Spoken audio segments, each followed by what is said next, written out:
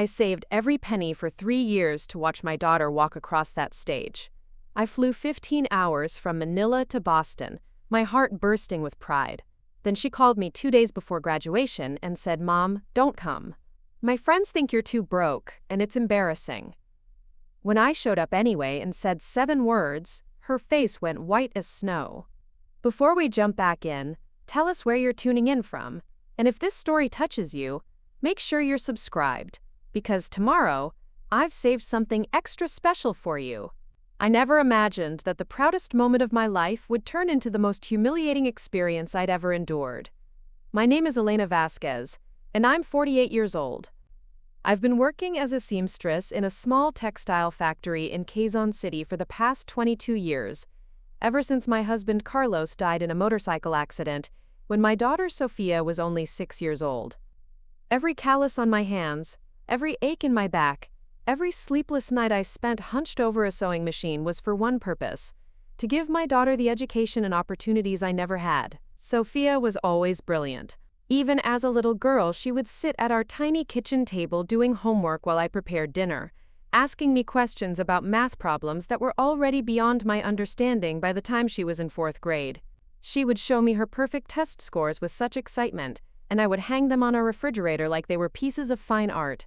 Our neighbors used to joke that Sophia was going to be a doctor or a lawyer someday, and I would beam with pride every time they said it. When Sophia was in high school, she started talking about studying abroad. She had discovered Harvard University through a documentary she watched at school, and from that moment on, it became her obsession. She would spend hours in internet cafes researching American universities, printing out pages and pages of information that she would bring home to show me. I remember the day she announced that she wanted to apply for a scholarship to study business administration at Harvard. I was washing dishes in our small kitchen when she came running in, her eyes bright with possibility. "Mama, I found out about this scholarship program for international students," she said, practically vibrating with excitement. "It covers everything: tuition, room and board, books, everything. I just need to have perfect grades and write amazing essays and take this test called the SAT." I dried my hands on my apron and sat down beside her at our little plastic table. The papers she had printed were full of English words I didn't understand, numbers that seemed impossibly large, and requirements that sounded like they were designed for students much wealthier than us. But when I looked at my daughter's face, so full of hope and determination, I knew I would do whatever it took to help her achieve this dream. "How much does it cost to apply?" I asked, though I was already mentally calculating which bills I could delay to make room for application fees. "Each application is about $100, she said quietly, suddenly understanding the weight of what she was asking. "And I want to apply to 6 schools to increase my chances. $600. That was more than half my monthly salary." But I reached across the table and took her hand in mine, feeling the smoothness of her young skin against my work-roughened palms. "Then we'll find a way," I told her. "Dreams don't come free, but they're worth every sacrifice." For the next 2 years, our entire life revolved around Sophia's college applications. I took on extra work, sewing clothes for neighbors in the evenings and weekends. I sold the few pieces of jewelry I had inherited from my mother. I even sold our old television and our small refrigerator, replacing them with second-hand ones that barely worked but cost much less. Every peso went towards Sophia's future: SAT prep books, testing fees, application costs, and the expensive process of getting all her documents translated and certified for American universities. Sophia threw herself into her studies with a dedication that both amazed and worried me. She would wake up at 4 in the morning to study before school, then stay up until midnight working on essays and scholarship applications. She taught herself advanced English by watching American movies and reading books she borrowed from the library. She practiced speaking with an American accent by repeating phrases she heard on YouTube videos. Sometimes I would find her asleep at the kitchen table, her head resting on a pile of practice tests, and I would gently wake her and send her to bed. The day the acceptance letter arrived from Harvard, I was at work when my neighbor called to tell me that a large envelope had been delivered to our house. I asked my supervisor for permission to leave early, my heart pounding as I rushed home on the jeepney. Sophia was already there, standing in our tiny living room holding the envelope, too nervous to open it. "What if it's a rejection?" she whispered, her hands shaking. "Then we try again next year," I said, though my own heart was racing. "But Sophia, whatever is in that envelope doesn't change how proud I am of you." She tore it open with trembling fingers, and I watched her face transform as she read the first line. She screamed so loudly that our neighbors came running, thinking something terrible had happened. Instead, they found us crying and hugging in our living room, the acceptance letter clutched in Sophia's hands like a winning lottery ticket. "I got in, Mama," she sobbed. "I got in, and they're giving me a full scholarship. Everything is covered." That night, we celebrated with pancit and lumpia from the corner store, and I let myself imagine my daughter walking across a stage at one of the most prestigious universities in the world. I pictured myself sitting in the audience, watching her receive her diploma, my heart bursting with pride at what we had accomplished together. The 4 years that followed were the longest of my life. Sophia would call me every week, telling me about her classes, her professors, her new friends. She sent me pictures of the beautiful campus, the enormous library, the dormitory room she shared with a girl from California whose father was a movie producer. As the years went on, I noticed subtle changes in the way she spoke. Her English became flawless, almost without any trace of accent. She started using words I didn't understand, referencing experiences I couldn't relate to. "I joined the business club," she would tell me during our calls. "We're planning a networking event with alumni who work at Goldman Sachs and McKinsey." I would nod and smile even though she couldn't see me, pretending to understand what Goldman Sachs and McKinsey were, just happy to hear the excitement in her voice. "That's wonderful, Anak," I would say. "I'm so proud of you." But I began to notice that she talked less and less about coming home for visits. The first year, she came back for Christmas, and I used up all my vacation days to spend time with her. But she seemed restless, constantly checking her phone, talking about how different everything felt. The second year, she said she'd gotten an internship that ran through the summer and couldn't come home. The third year, there was a study abroad program in Europe that was too good to pass up. "It's important for my career, Mama," she would explain. "These opportunities don't come around often." I understood, or at least I tried to. This was exactly what I had wanted for her. Opportunities, experiences, a world much bigger than the one I could provide. But late at night, lying in my small bed in our tiny apartment, I sometimes felt like I was losing my daughter to a life I couldn't comprehend or be part of. The calls became shorter and less frequent. Instead of weekly phone calls, they became bi-weekly, then monthly. She would send me pictures through Facebook. Sophia at formal dinners with classmates dressed in clothes that probably cost more than I made in a month. Sophia at internships in Manhattan skyscrapers. Sophia on vacation in Martha's Vineyard with friends whose names sounded like they came from American soap operas. "Look, Mama," she would write in. Preparing and narrating this story took us a lot of time. So if you are enjoying it, subscribe to our channel. It means a lot to us. Now, back to the story. Messages that felt increasingly distant. "This is my friend Madison's family house in the Hamptons. Isn't it beautiful?" I would stare at the photos of enormous houses by the ocean, manicured lawns, and groups of young people who all looked like they had stepped out of magazines.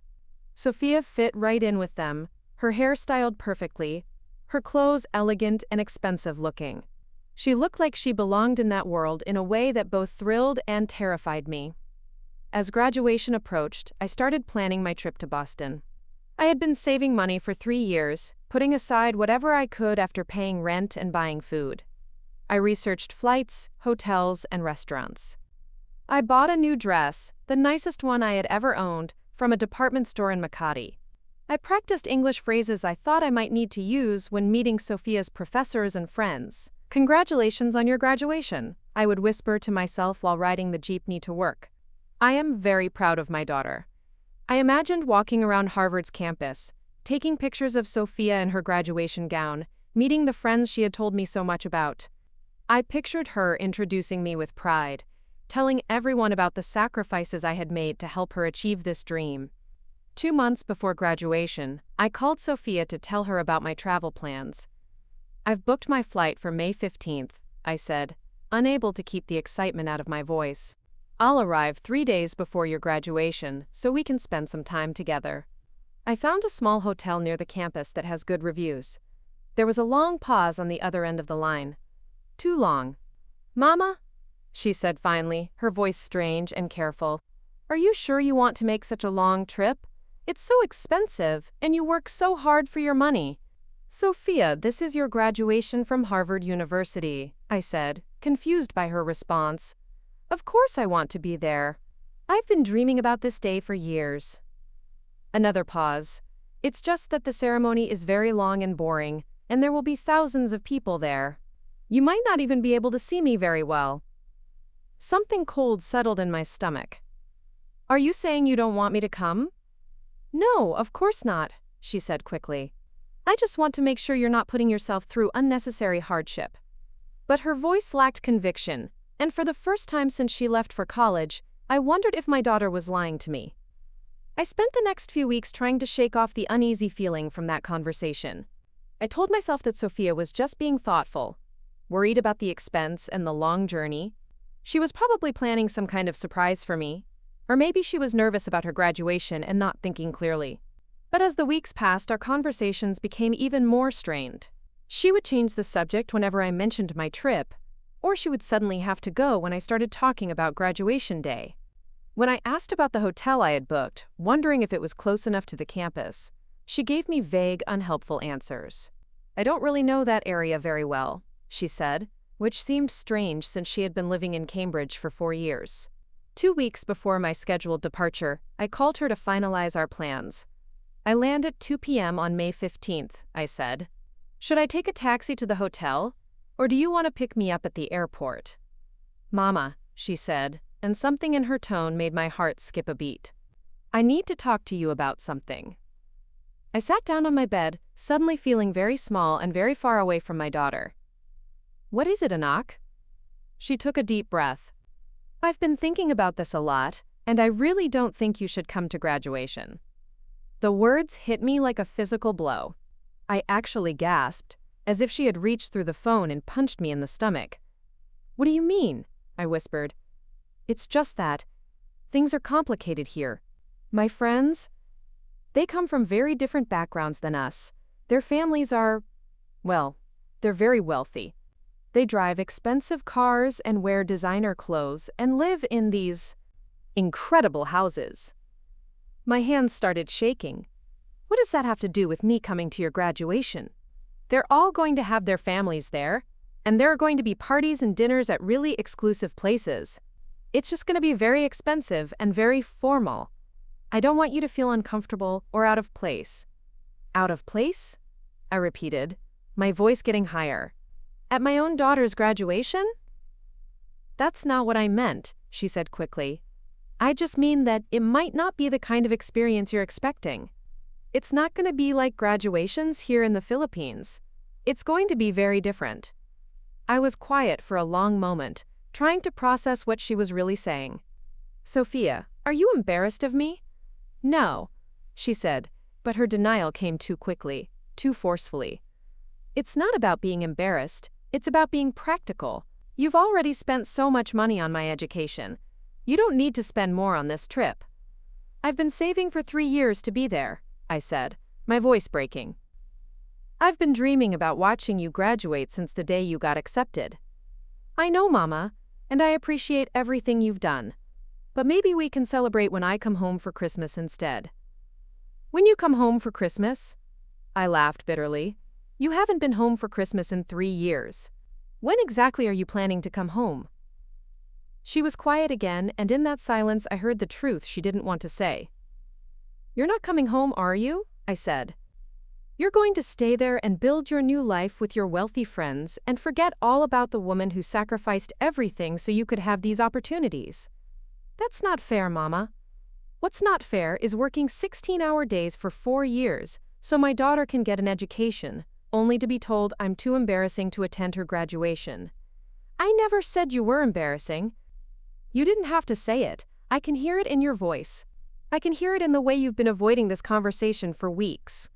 We were both crying now, though I tried to keep my voice steady. Sophia, I am your mother. I changed your diapers. I fed you when you were hungry. I stayed up all night when you were sick. I sold everything I owned to pay for your applications and your tests. I worked until my hands bled to make sure you had everything you needed. And now you're telling me that I can't come to your graduation because your rich friends might judge you for having a poor mother? It's not like that, she sobbed. You don't understand how things work here. You don't understand the pressure I'm under. Then explain it to me, I said. Help me understand how the daughter I raised became someone who would choose her friends, opinions over her mother's presence at the most important day of her life. But she couldn't explain it, because there was no explanation that would make sense to either of us. There was only the painful truth that she had grown into someone who valued appearances more than love, status more than family. I have to go, she said finally. I have a study group. Of course you do, I said. Go to your study group with your wealthy friends. I'll just sit here in my tiny apartment and try to figure out what I did wrong. After she hung up, I sat on my bed for hours, staring at the plane ticket I had printed out and taped to my wall months earlier. Manila to Boston, May 15th, departing at 11 p.m. I had requested time off work, arranged for my neighbor to water my plants, even bought small gifts for Sophia's professors. Everything had been planned with such care, such love, such anticipation. I thought about calling her back, about begging her to reconsider, about promising to stay in the background and not embarrass her in front of her important friends. But even as these thoughts crossed my mind, I felt disgusted with myself for considering them. I was her mother. I had earned the right to be proud of her achievements, to celebrate this moment that we had worked toward together. That night, I made a decision that would change everything between us. I was going to Boston whether she wanted me there or not. I was going to watch my daughter graduate, and if her friends had a problem with a woman who worked her whole life to give her child opportunities, then that said more about them than it did about me. I didn't call Sophia back to tell her about my decision.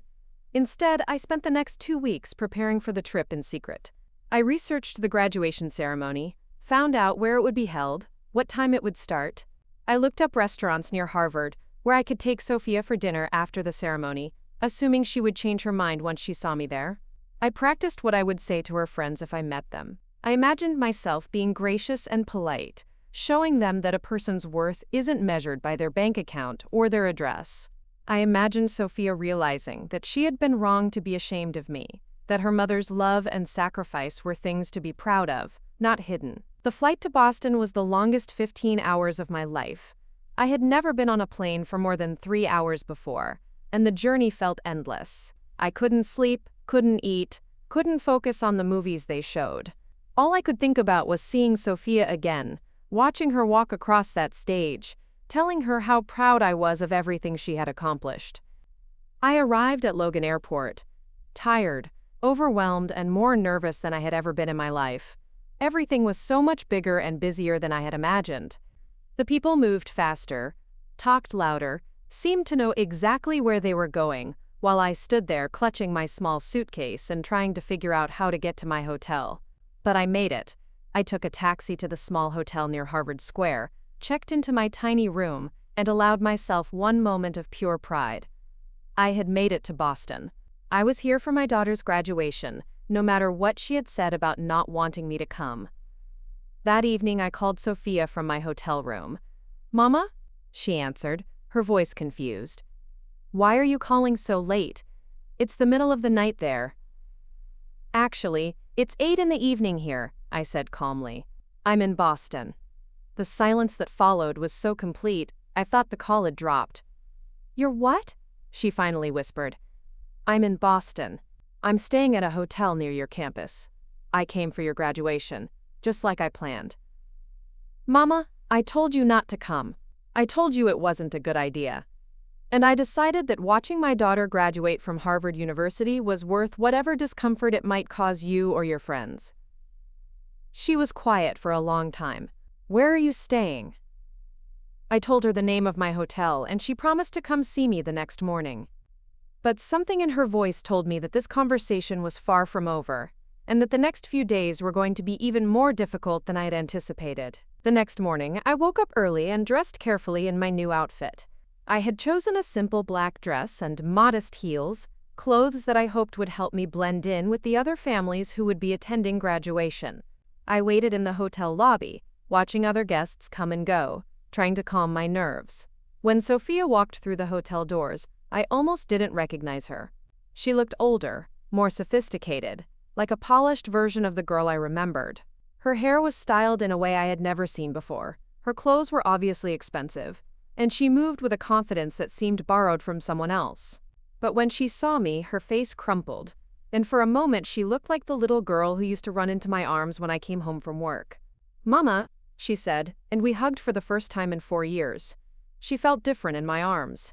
Thinner, more angular, like she had been carved into a shape that fit her new life.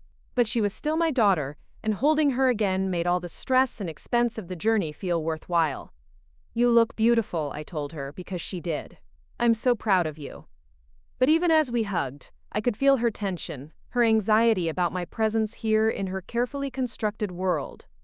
We went to a small cafe, near the hotel, and I tried to make conversation about her classes, her friends, her plans after graduation.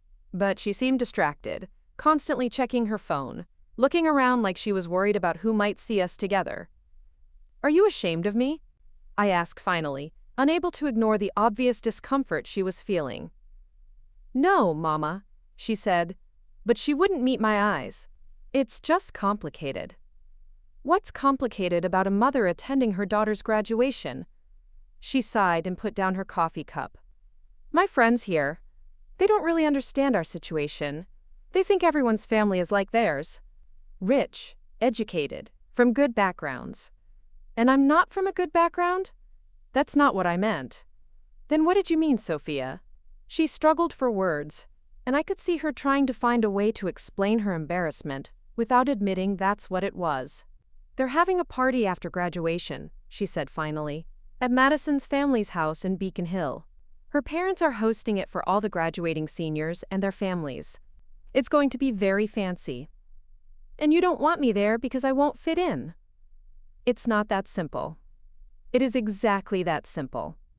You're worried that your wealthy friends will judge you for having a mother who works in a factory and lives in a small apartment and doesn't speak perfect English."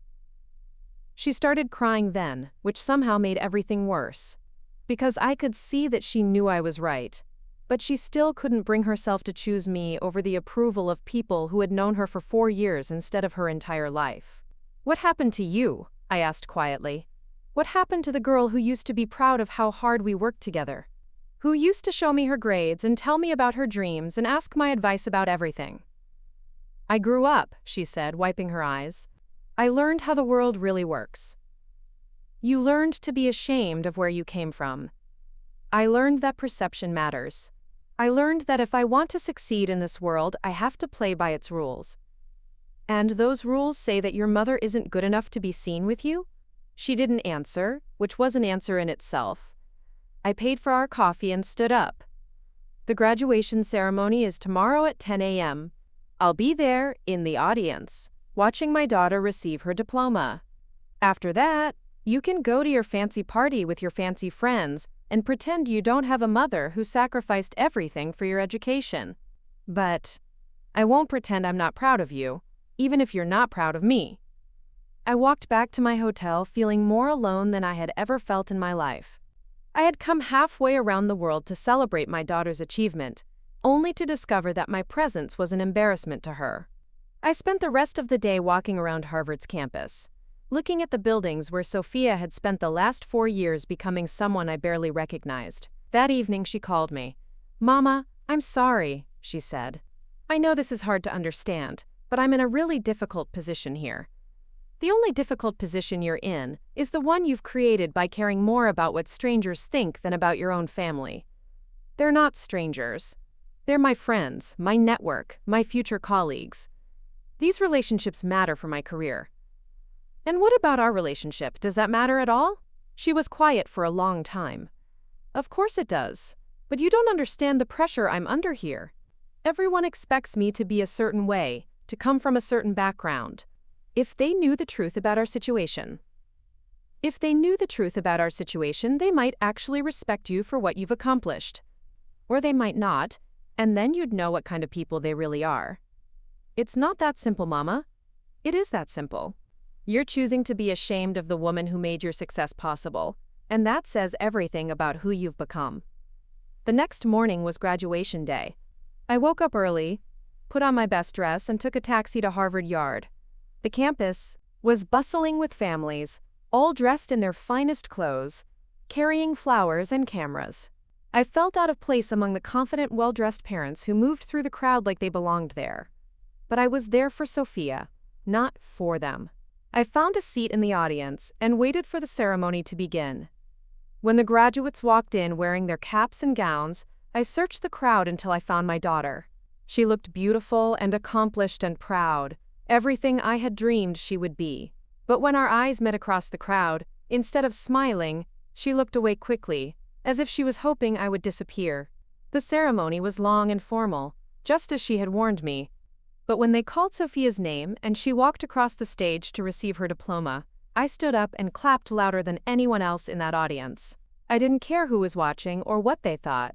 That was my daughter up there, and I was going to celebrate her achievement whether she wanted me to or not. After the ceremony, families gathered on the lawn to take pictures and celebrate. I watched from a distance as Sophia posed with her friends and their families, elegant people who looked like they had stepped out of a magazine. She fitted seamlessly into their group, laughing and smiling like she had been born into that world.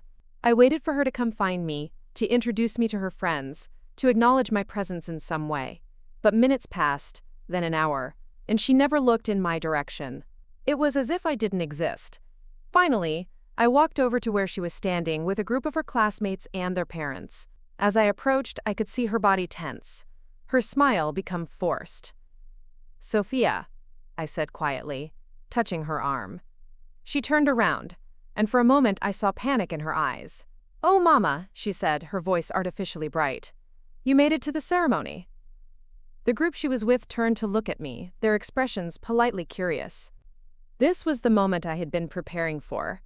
The moment when I would meet the people who had become so important in my daughter's life. But before I could introduce myself, Sophia spoke up quickly. "Everyone, this is Elena. She's from the Philippines." Elena. Not, "This is my mother." Not, "This is the woman who made my education possible." Just Elena, from the Philippines, as if I were some distant acquaintance rather than the person who had given her life and sacrificed everything for her future. The group smiled politely and made small talk for a few awkward minutes before finding excuses to move away. I stood there feeling invisible, feeling erased, feeling like everything I had done for the past 22 years had been reduced to nothing. "Why didn't you tell them I was your mother?" I asked quietly. Sophia looked around nervously, making sure no one was close enough to hear us. "I was going to, but the timing wasn't right. They were just about to leave for the party. The party I'm not invited to." "Mama, please don't make this harder than it already is." "I'm not making anything hard. I'm simply existing, which apparently is a problem for you." She looked like she was about to cry again. "Can we please not do this here? People are watching." "People are watching," I repeated. "That's what this is all about, isn't it? People are watching, and you don't want them to see you with someone who doesn't fit into your new world." "That's not fair. What's not fair is flying 15 hours to watch my daughter graduate and being treated like a shameful secret." We stood there in silence for a moment, surrounded by the joy and celebration of other families, feeling like we were on different planets. "I should go," she said finally. "The party starts in an hour, and I need to get ready." "Of course you do. Maybe we can have dinner tomorrow before you fly back?" "Maybe," I said, though we both knew that dinner would never happen.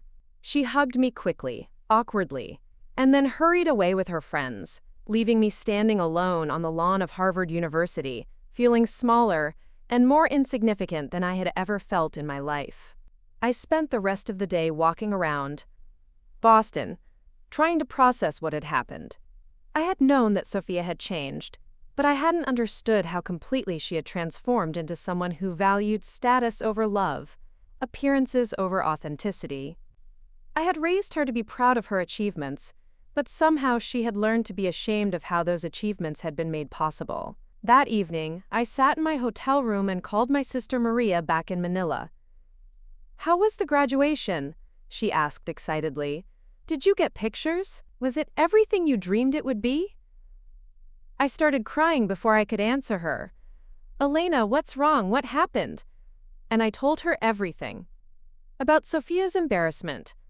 About being introduced as just Elena from the Philippines. About being excluded from the celebration that should have included me. Maria listened in shocked silence. I can't believe she would treat you that way, she said finally. After everything you've done for her. I think I've lost her, I said. I think in trying to give her a better life, I gave her so much better that she doesn't want me in it anymore. No, Maria said firmly. She's confused and overwhelmed and probably scared. But she's still your daughter, and she knows what you've done for her. Give her time to remember who she really is. But as I hung up the phone, I wasn't sure time would be enough. Some changes run too deep to be undone by time alone. The next morning, Sophia called and suggested we meet for coffee before my flight back to Manila.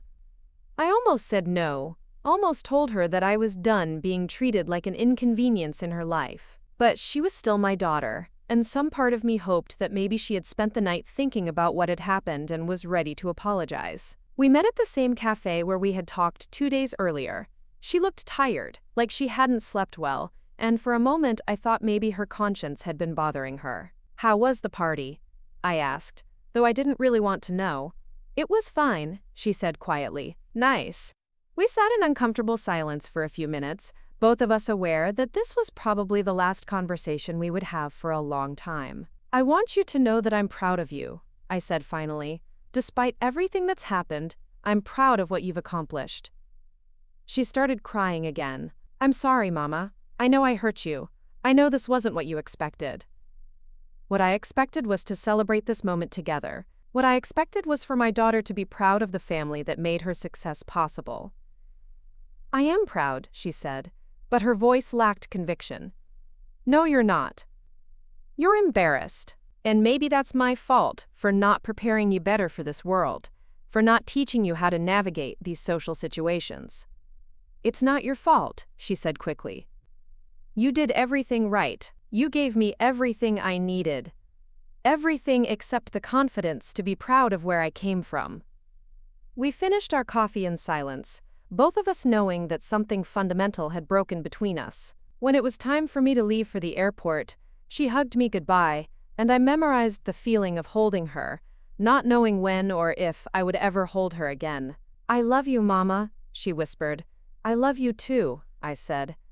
But love isn't enough if you're ashamed of it. The flight back to Manila was even longer than the flight to Boston. I spent 15 hours replaying every moment of the trip, wondering what I could have done differently, trying to understand how my greatest achievement as a mother had become my greatest failure. When I got home to my small apartment in Quezon City, everything looked exactly the same, but I felt like a completely different person. The pictures of Sophia that covered my walls suddenly seemed like artifacts from someone else's life. The Harvard acceptance letter that I had kept framed on my desk looked like a cruel joke. I went back to work at the textile factory, but my heart wasn't in it anymore. My coworkers asked about the graduation, and I gave them vague, positive answers because I couldn't bear to tell them the truth. I let them believe that it had been everything I had dreamed it would be, because admitting otherwise would have meant acknowledging that my sacrifice had been wasted on someone who couldn't appreciate it. Sophia called a few times in the weeks following graduation, awkward conversations where we both pretended that everything was normal. She told me about her new job at a consulting firm in New York, about her apartment in Manhattan, about her busy social life. She sounded happy and successful and completely disconnected from the woman who had made that life possible. I started to wonder if I had been wrong to sacrifice so much for her education. Maybe I should have kept her closer to home, found a way to give her opportunities that wouldn't have required her to leave everything familiar behind. Maybe I had been selfish in pushing her toward a dream that would inevitably take her away from me. But late at night, when I was alone with my thoughts, I knew that wasn't true. I had given her the best gift a parent can give their child, the chance to become more than they were born to be. The fact that she had used that gift to become someone who was ashamed of her origins was heartbreaking, but it didn't make the gift any less valuable. 3 months after graduation, I made a decision that surprised even me. I decided to go back to school myself. I enrolled in English classes at a community college near my apartment, determined to improve my language skills. I started reading books about business and finance, trying to understand the world that Sophia now inhabited. If my daughter was embarrassed by my lack of education, then I would educate myself. If she was ashamed of my limited English, then I would become fluent. If she thought I didn't understand her new world, then I would learn everything I could about it. A year passed, and my English had improved dramatically. I could read financial newspapers and understand business terminology that had once been foreign to me. I learned about investment banking, consulting firms, and the corporate world that Sophia now called home. I studied American culture, social etiquette, and even took a course on international business practices.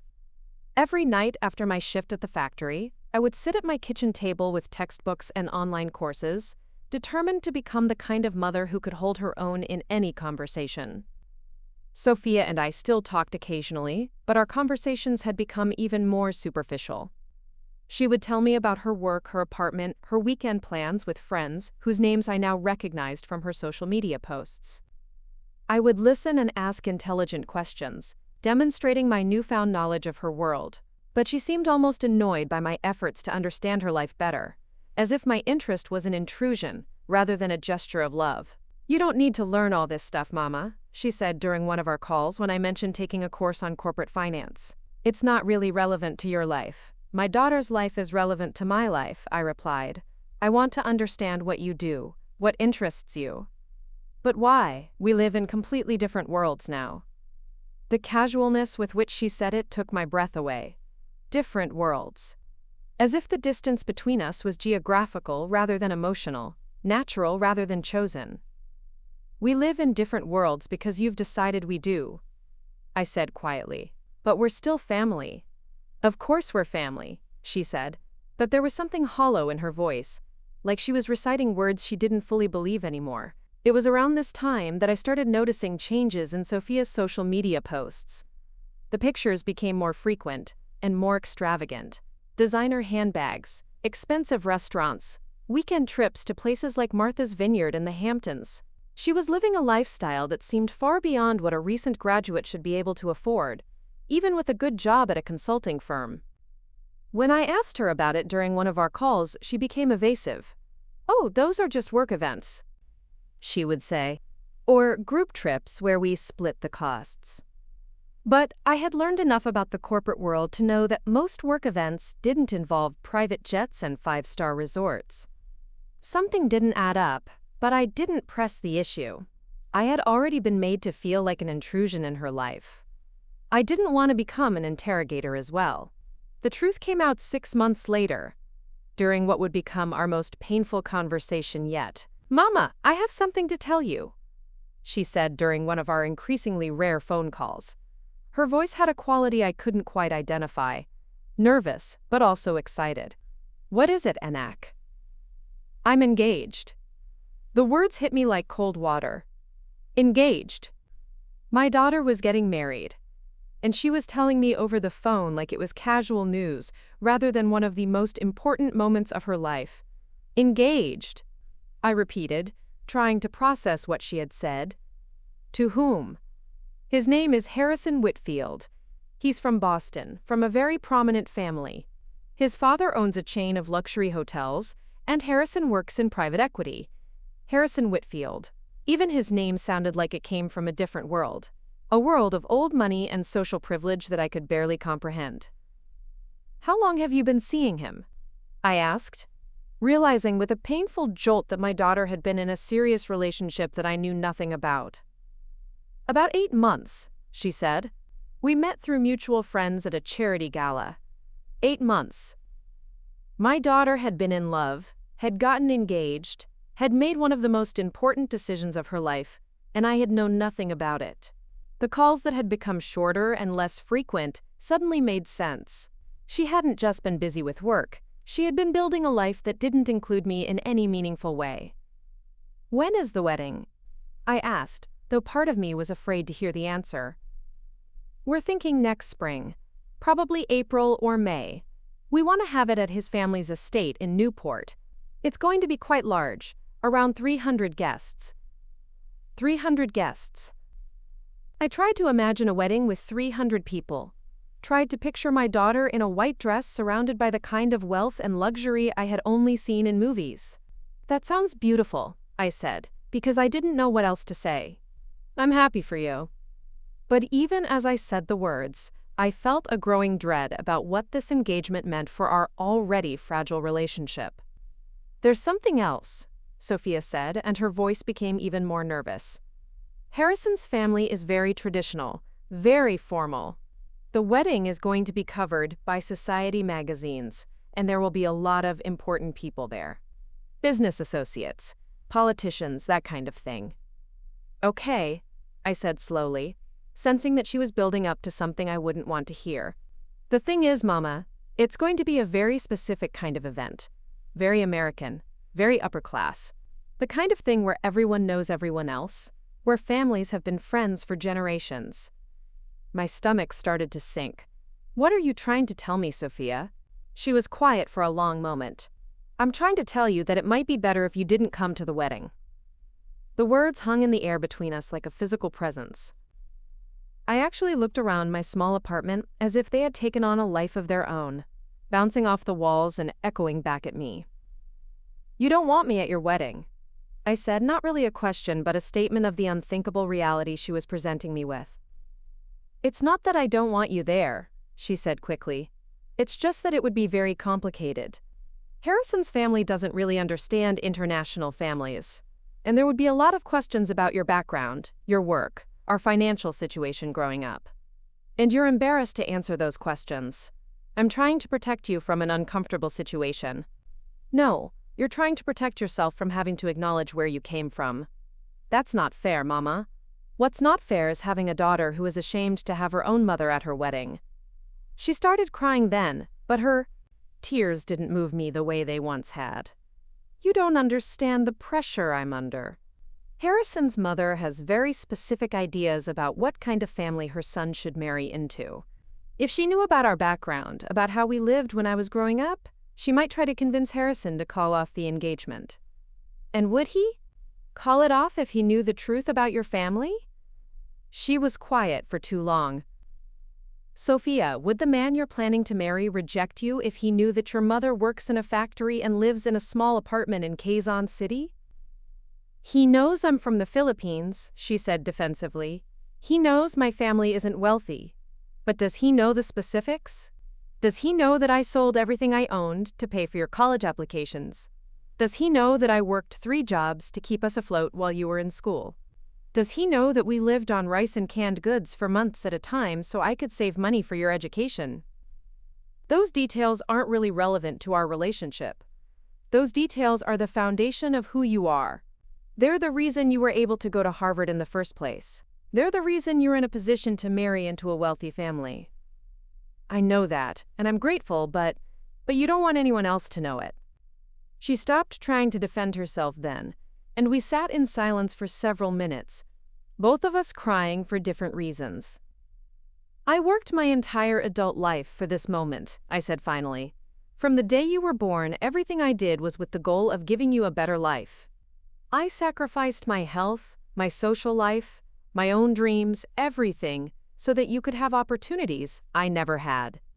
And now you're telling me that the ultimate result of all that sacrifice is that I'm too embarrassing to be included in your happiness. Mama, that's not what I'm saying. That's exactly what you're saying. You're saying that the woman who made your success possible is not worthy to witness the life that success has brought you. I never said you weren't worthy. You don't have to say it. Your actions say it for you. I could hear her sobbing on the other end of the phone, but I felt emotionally exhausted, too drained to comfort her, or to continue fighting about something that should never have been a fight in the first place. I need to go, I said. I have work tomorrow. Mama, please don't hang up like this. Can't we find some kind of compromise?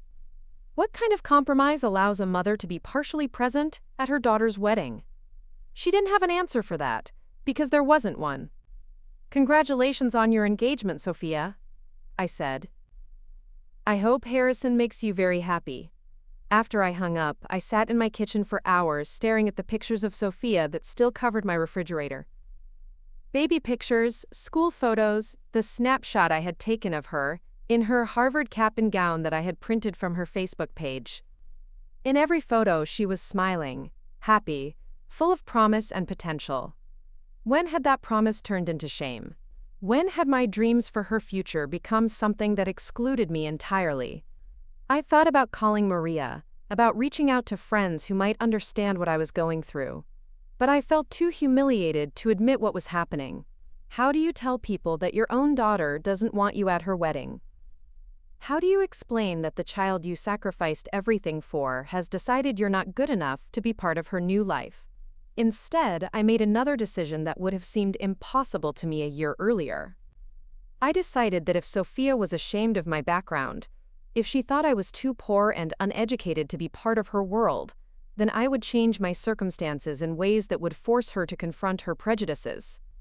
I had been saving money for years, living frugally and putting aside whatever I could.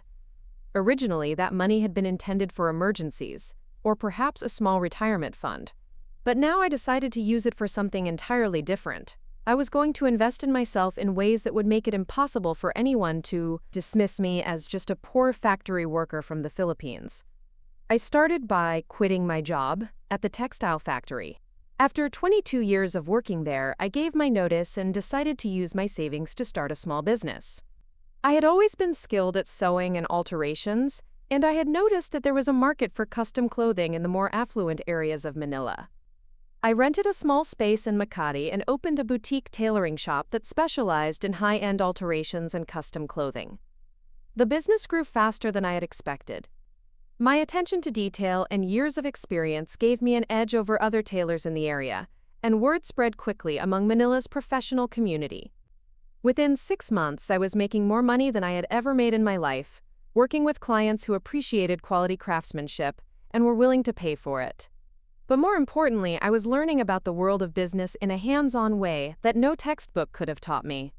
I learned about marketing, customer service, financial management, and the art of building relationships with clients who came from backgrounds very similar to the one Sophia had married into. My English continued to improve as I dealt with international clients and expatriate families living in Manila. I took courses in business management and accounting. I hired employees and learned how to manage a team. Within a year, I had transformed myself from a factory worker into a successful small business owner. During this time, Sophia and I barely spoke. She would send occasional messages about wedding planning, updates that felt more like formal announcements than personal communications. She told me about choosing a dress, about the venue, about the guest list that seemed to grow larger and more impressive with each update. I learned more about her wedding from her social media posts than from our conversations. Pictures of bridal dress shopping with Harrison's sister and mother, photos of venue visits to elaborate estates, posts about engagement parties attended by people whose names I recognized from business magazines.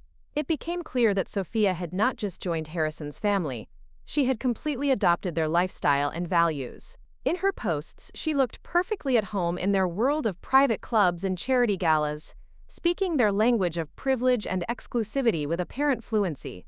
Part of me was proud of how seamlessly she had adapted to her new circumstances. She had always been intelligent and socially adept, and seeing her thrive in an environment that would have intimidated most people was a testament to her strength and abilities. But another part of me mourned the loss of the daughter I had raised, the girl who used to care more about substance than appearances, who used to value hard work and authenticity over status and wealth. 6 months before the wedding, I received an invitation in the mail. It was the most elegant piece of paper I had ever seen, printed on thick cardstock with gold lettering that announced the upcoming marriage of Sophia Elena Vasquez to Harrison James Whitfield III. The invitation was addressed to Elena Vasquez, with no guest allowed, and included a small card indicating that formal attire was required.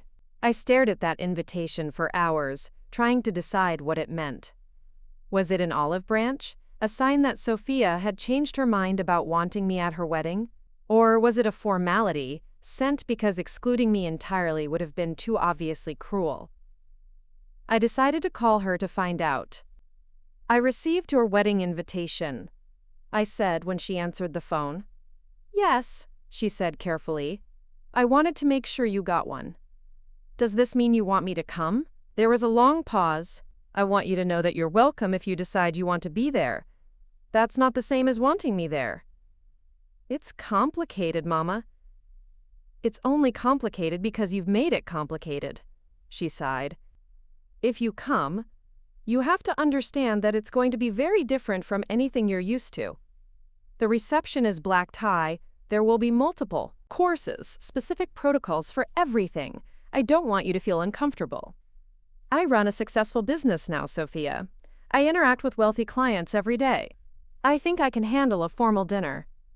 I could hear the surprise in her voice. You run a business? I've been running my own tailoring business for over a year. I specialize in custom clothing for professional clients. I work with lawyers, executives, politicians, wives, people who appreciate quality and are willing to pay for it. She was quiet for a moment, processing this information that didn't fit with her image of me as a poor factory worker who would embarrass her in front of her sophisticated friends. That's great, Mama. I'm happy for you. But she didn't sound happy. She sounded confused, maybe even a little threatened by the idea that I might not be the liability she had convinced herself I was. I've also been taking business courses and improving my English, I continued. I can hold conversations about finance, real estate, international trade. All topics that I imagine come up frequently in Harrison's social circle. Why are you telling me this? Because I want you to understand that if I'm not welcome at your wedding, it's not because I wouldn't fit in. It's because you've decided I don't belong there, regardless of my actual qualifications or abilities. She was quiet for a long time. Are you saying you want to come? I'm saying that I deserve to be invited not as a charity case or an embarrassment you're grudgingly including, but as your mother who has every right to celebrate your happiness. Of course you have the right. Do I? Because for the past 2 years you've made it very clear that you consider my presence in your life to be a burden rather than a blessing. That's not true, isn't it? When was the last time you called me just because you wanted to talk to me, not because you felt obligated to check in? When was the last time you asked for my advice or told me about something important in your life before it was already decided?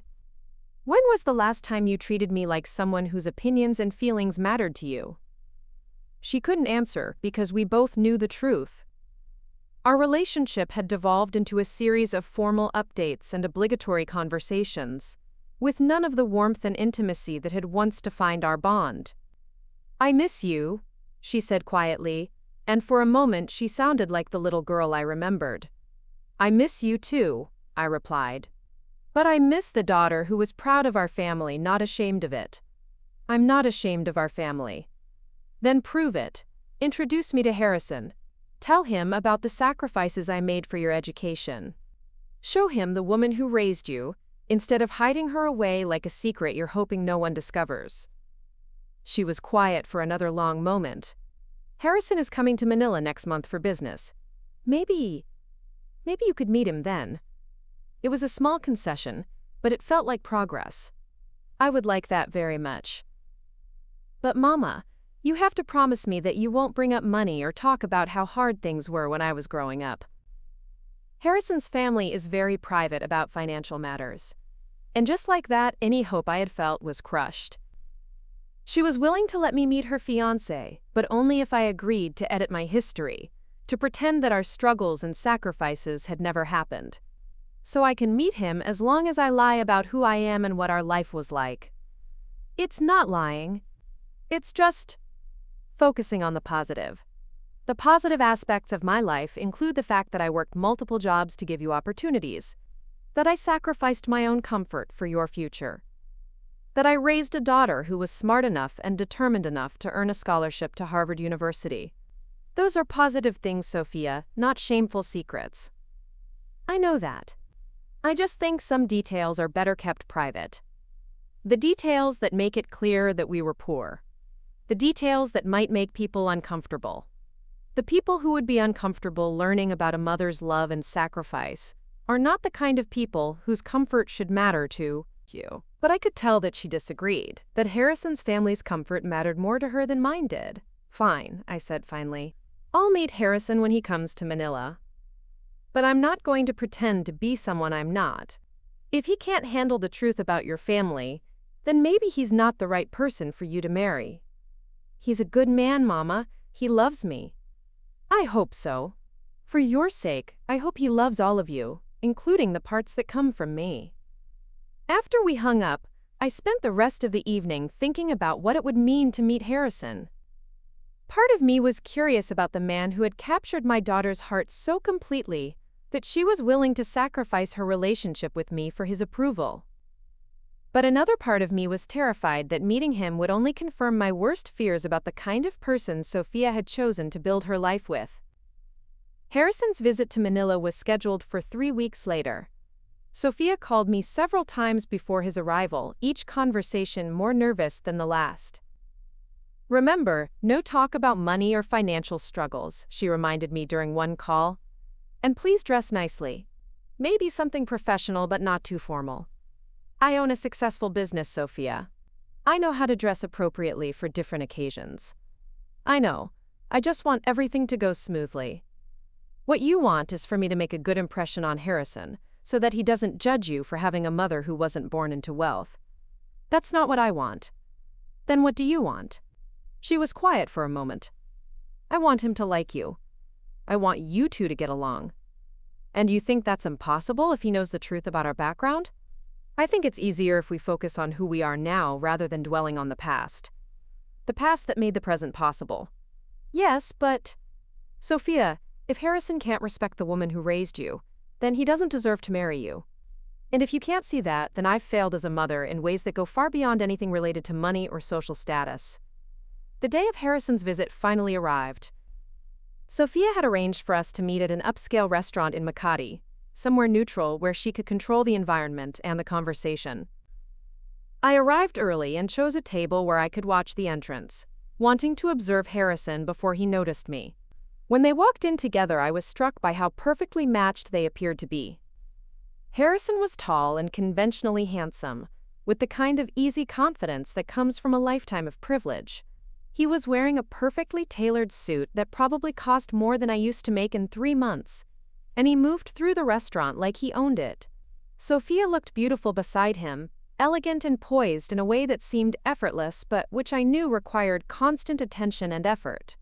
They looked like they belonged together, like they had stepped out of a magazine spread about successful young couples. But when Sophia spotted me and waved, I saw something in her expression that made my heart ache. She looked nervous, almost fearful, like she was about to take a test she wasn't sure she could pass. They made their way to my table, and I stood to greet them. Harrison extended his hand with a polite smile. "You must be Elena," he said, his voice carrying the kind of polish that comes from expensive schools and careful breeding. "It's wonderful to finally meet you. Sophia has told me so much about you." I shook his hand and smiled back. "It's lovely to meet you too, Harrison. Congratulations on your engagement." As we sat down, I studied his face, looking for any sign of what Sophia might have told him about me. His manner was polite but distant, the way someone might interact with an acquaintance they were meeting out of obligation rather than genuine interest. "Sophia tells me you have your own business," he said as we looked at our menus. "That's quite impressive." "Thank you. I specialize in custom tailoring and alterations. I've been fortunate to build a good client base here in Manila." "How long have you been in business?" "Just over a year. Before that, I worked in textiles for many years, which gave me the skills I needed to start my own company." I watched Sophia tense slightly when I mentioned my previous work, clearly worried that I might elaborate on the specifics of factory work and long hours. "That's the American dream," Harrison said with a smile. "Working your way up and starting your own business. Very entrepreneurial." "Actually, it's more the Filipino dream," I said gently. "The idea that hard work and determination can create opportunities for yourself and your family." He nodded politely, but I could see that the distinction was lost on him. To Harrison, all stories of upward mobility probably sounded the same, regardless of the cultural context or the specific challenges involved. As we ordered dinner, the conversation remained pleasant but superficial. Harrison asked about my business, about Manila, about my impressions of American culture, based on Sophia's experiences. I answered his questions honestly but carefully, aware that Sophia was monitoring every word for potential embarrassment. It wasn't until we were halfway through dinner that Harrison asked the question I had been waiting for. "Sophia mentioned that you made significant sacrifices to support her education," he said. "That must have been challenging as a single mother." I glanced at Sophia, who was staring at her plate with the expression of someone who wished she could disappear. "It was challenging," I agreed, "but it was also the most important thing I ever did." Watching Sophia succeed at Harvard, seeing her build the life she has now, knowing that I played a part in making that possible, that makes every sacrifice worthwhile. "What kind of sacrifices?" he asked, and I could see Sophia's panic in my peripheral vision. This was the moment of truth. I could give him a sanitized version of our story, focusing on the positive outcomes, while glossing over the difficult details. I could protect Sophia's image, and preserve her carefully constructed narrative about her background. Or I could tell him the truth, and let him decide whether the woman who had raised his fiancée was someone he could respect and welcome into his family. "I worked multiple jobs to support us," I said, meeting his eyes directly. When Sophia was in high school and preparing for college, I was working at a textile factory during the day and cleaning office buildings at night. I also took on private sewing work on weekends to earn extra money for her college applications and testing fees.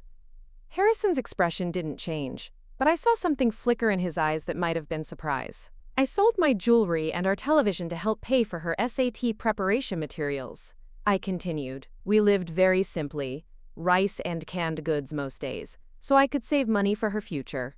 When she got into Harvard with a full scholarship, it felt like winning the lottery." Sophia was staring at me with a mixture of horror and resignation, clearly convinced that I was destroying her chances of approval from Harrison's family. But Harrison was quiet for a moment, and when he spoke, his voice was thoughtful rather than judgmental. "That's remarkable," he said. "I can't imagine the dedication that must have required." "Every parent wants their child to have more opportunities than they had," I replied. "I just had to work a little harder than some to make that possible." "More than a little harder, I would say," Harrison said, and something in his tone made me look at him more carefully. "What do you mean?" He glanced at Sophia, then back at me.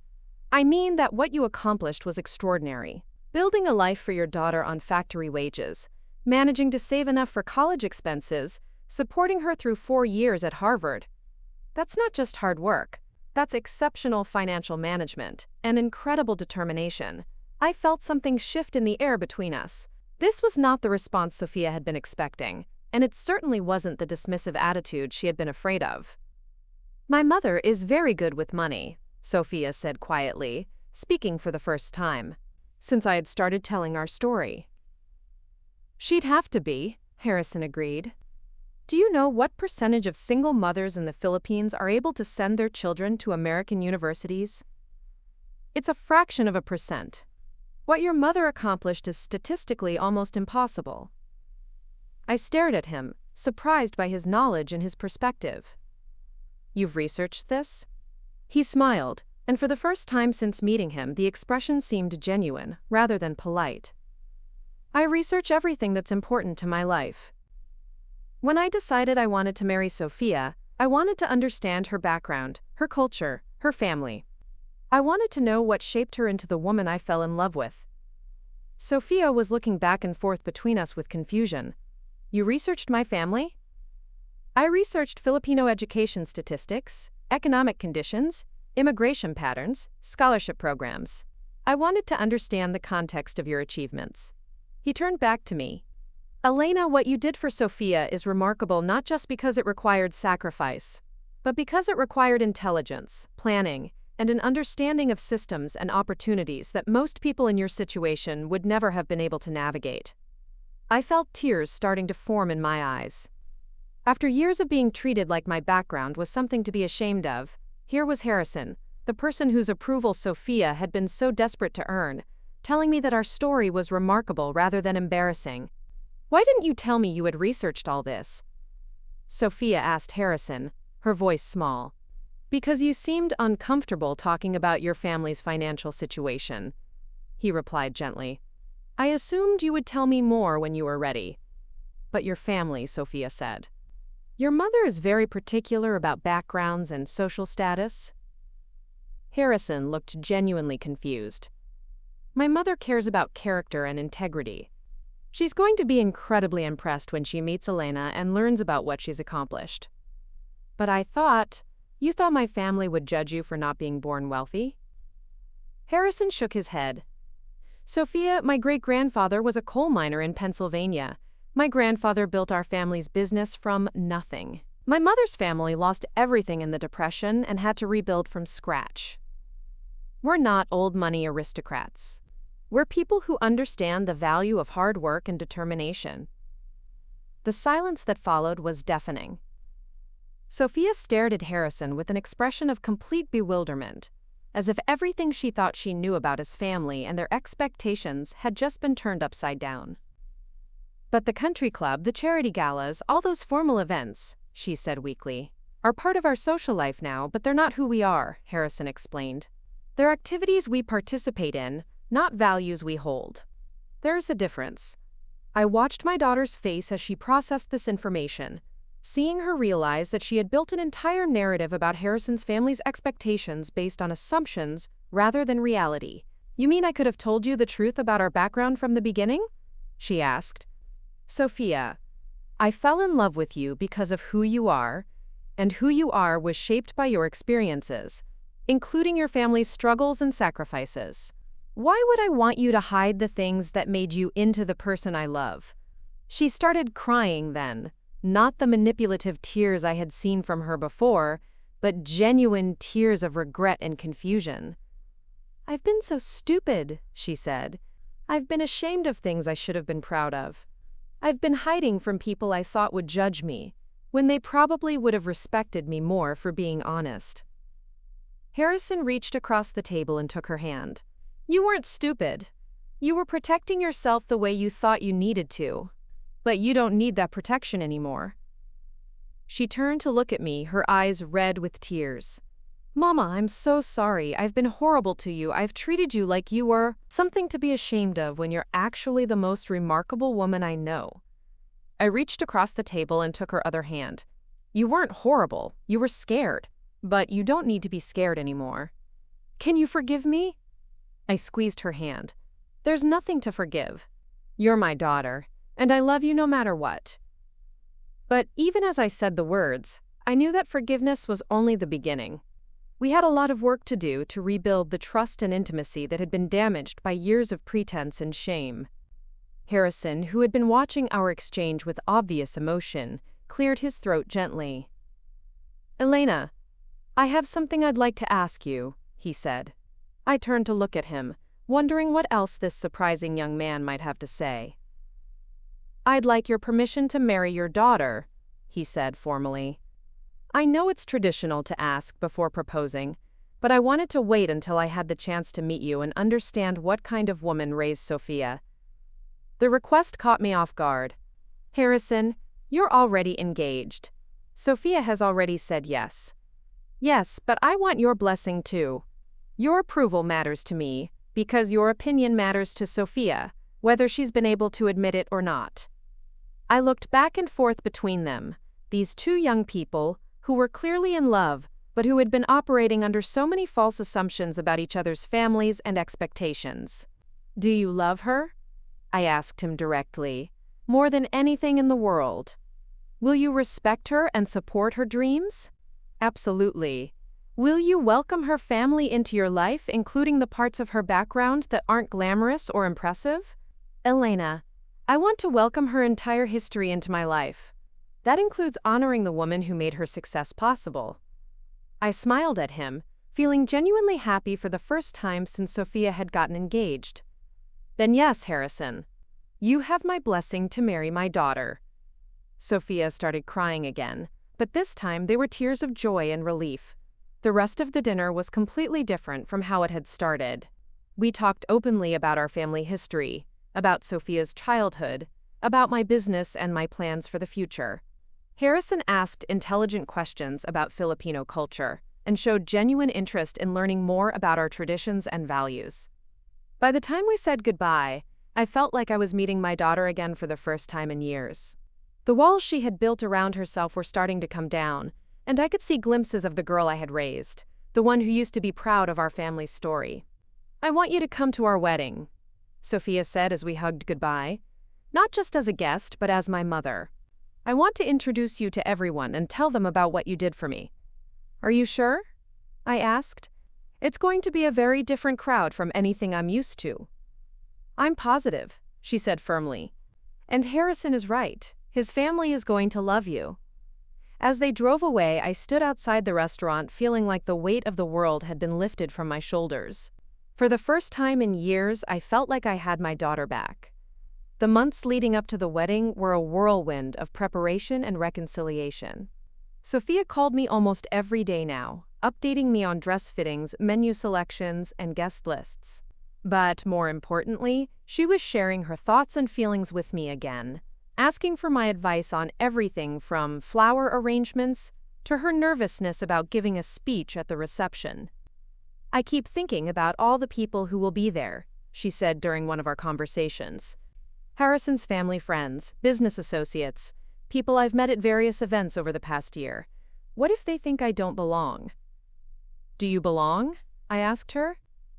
"What do you mean?" "I mean, are you marrying Harrison because you love him and want to build a life together? Or are you marrying him because you want to belong to his social circle?" She was quiet for a moment. "I love him, Mama. Really love him. But I won't lie and say that being part of his world isn't appealing. The security, the opportunities, the lifestyle, it's everything I dreamed of when I was a kid. There's nothing wrong with wanting those things," I told her, "but they should be a bonus, not the foundation of your marriage.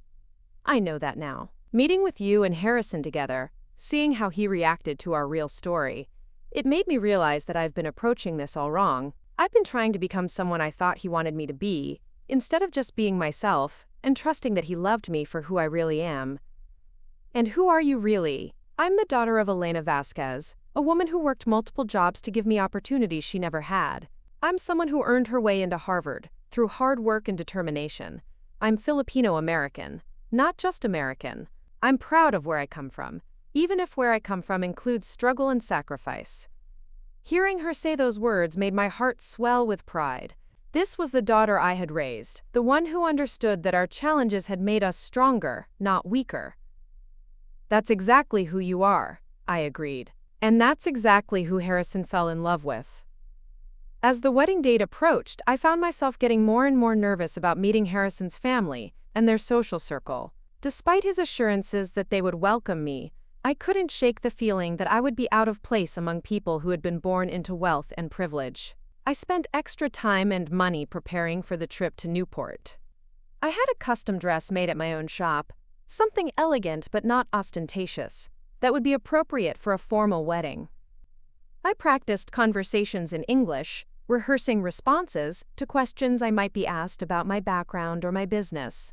But most importantly, I prepared myself mentally to be proud of who I was and what I had accomplished. No matter how intimidating Harrison's family might be, no matter how elaborate the wedding might be, I was going to remember that I had earned my place there through years of love and sacrifice for my daughter. 2 weeks before the wedding, Harrison called me personally.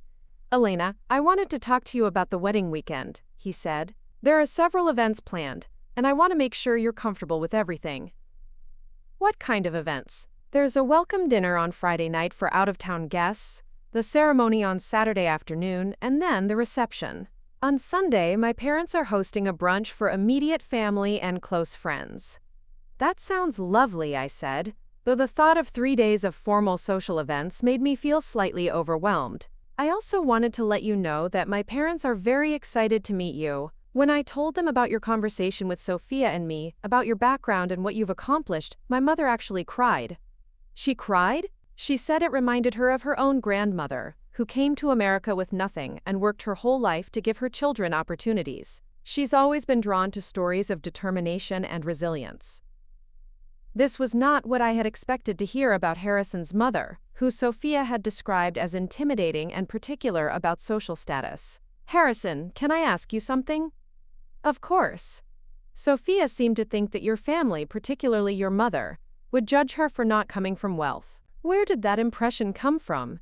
He sighed. I think it came from observing my family's lifestyle and social circle without understanding the values underneath it. My mother does move in wealthy social circles, and she does have high standards for behavior and character. But those standards aren't about money or family background. They're about integrity, kindness, and work ethic. But Sophia must have gotten that impression from somewhere.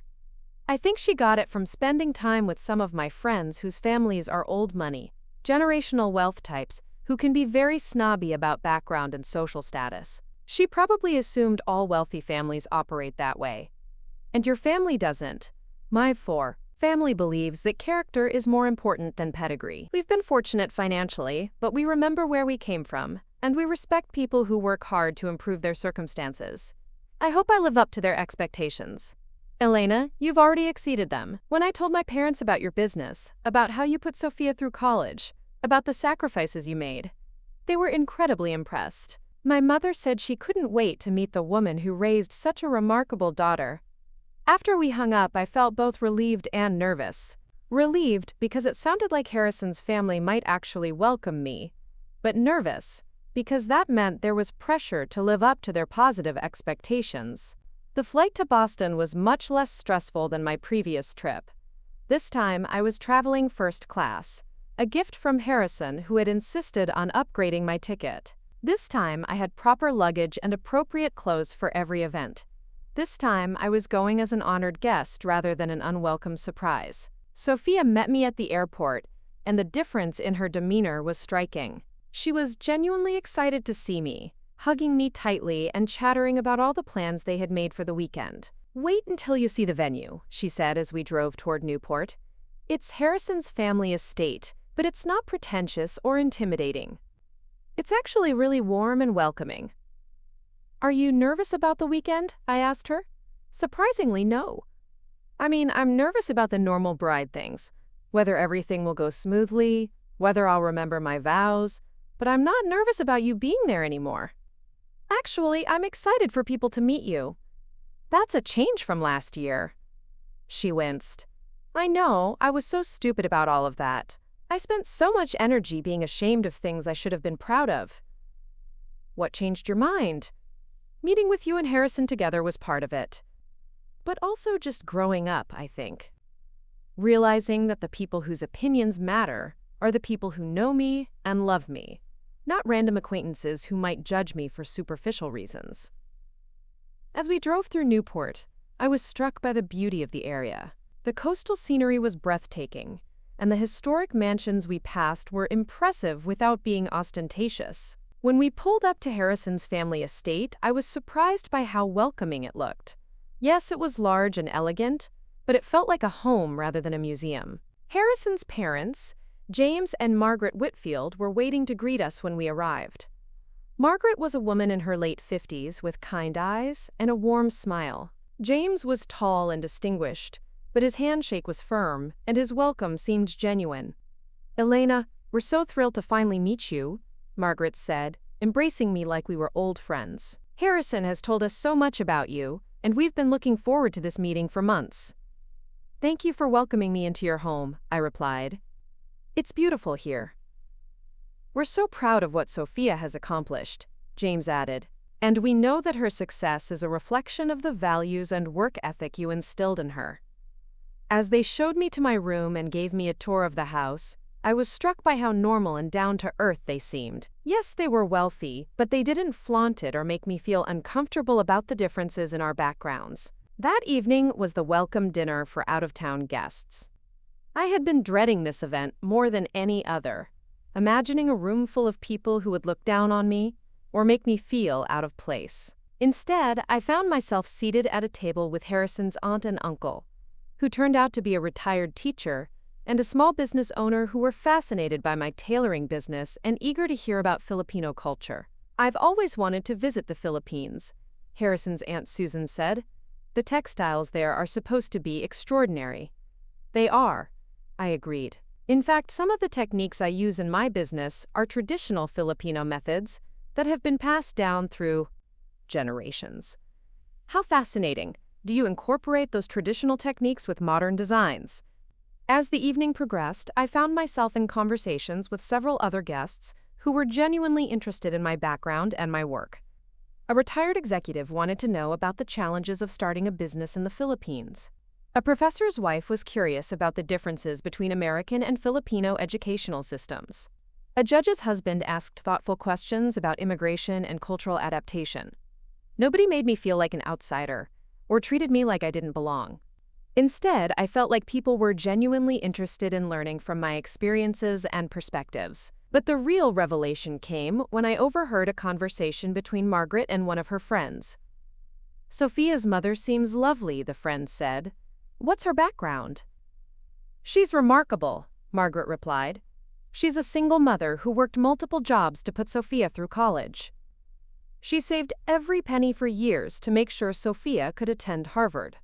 Now she owns her own business and has built a successful life for herself.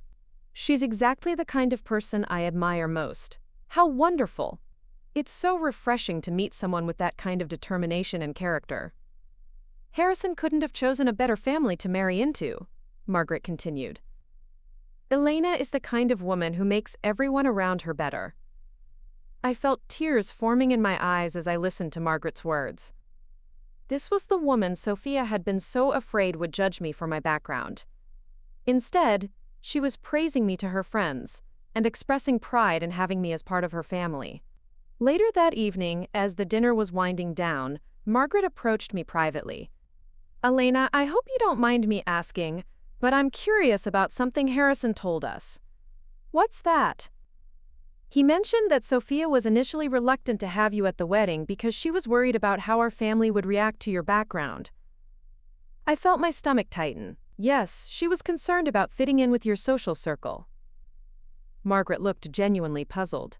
I can't imagine why she would have been worried about that. Did someone give her the impression that we would judge her for her family's financial circumstances? I think she may have gotten that impression from some of Harrison's friends or their families. Margaret's expression darkened slightly. "Well, that's unfortunate. I hope she understands now that our family doesn't operate that way." "She does." The dinner we had together in Manila cleared up a lot of misunderstandings. "Good. Because I want you to know that we consider ourselves incredibly fortunate to be welcoming you into our family. What you've accomplished as a mother and as an individual is truly inspiring. Thank you, Margaret. That means more to me than you know. I also want you to know that you're not just welcome at this wedding, you're an honored guest. You're the woman who made Sophia into the remarkable young woman she is today. Without you, Harrison would never have met the love of his life." As I went to bed that night, I felt overwhelmed by the warmth and acceptance I had received from Harrison's family and friends. All the anxiety I had felt about being judged or excluded had been completely unfounded. Instead, I felt celebrated and valued in a way that I hadn't experienced in years. The wedding day dawned clear and beautiful. As I helped Sophia get ready, I was struck by how relaxed and happy she seemed. This was not a bride who was nervous about her family's acceptance or worried about social appearances. This was a young woman who was excited to marry the man she loved and to celebrate that joy with the people who mattered most to her. "How are you feeling?" I asked as I helped her with her veil. "Perfect," she said, smiling at herself in the mirror. "Absolutely perfect. No last-minute nerves?" "None." "Well, except the normal bride nerves about whether I'll trip walking down the aisle or forget my vows." "You won't trip, and even if you forget your vows, Harrison will remind you." She turned to look at me, her eyes bright with happiness. "Mama, thank you." "For what?" "For everything. For sacrificing so much to give me opportunities. For never giving up on me even when I was horrible to you. For coming to the wedding even when I tried to make you feel unwelcome. For being proud of me even when I wasn't proud of myself." I felt tears starting to form, but I blinked them back because I didn't want to ruin her makeup. "You don't need to thank me for loving you," I said. "That's what mothers do. Not all mothers would have handled everything the way you did. Not all mothers would have been so patient and forgiving. You're my daughter, Sophia. You're the best thing I ever did with my life. Of course I was patient and forgiving." She hugged me carefully, trying not to wrinkle her dress or disturb her hair. I love you, Mama. I love you too, Anak, more than you'll ever know. The ceremony was held in the garden behind the Whitfield estate, overlooking the ocean. White chairs were arranged in neat rows, decorated with flowers that complemented the natural beauty of the setting. A string quartet played softly as guests took their seats. I was seated in the front row, a position of honor that made me feel both proud and emotional. When the music changed and Sophia appeared at the back of the garden, my breath caught in my throat. She looked absolutely radiant, more beautiful than I had ever seen her.